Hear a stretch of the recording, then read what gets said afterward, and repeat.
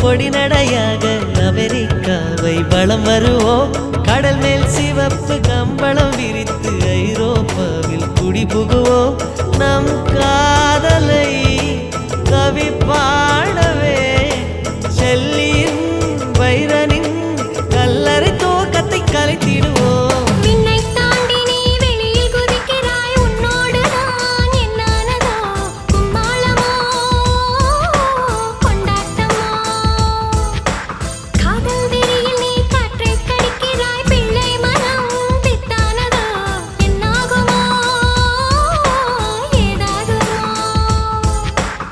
வாடை காற்றுக்கு வயசாச்சு, வாழும் பூமிக்கு வயசாச்சு.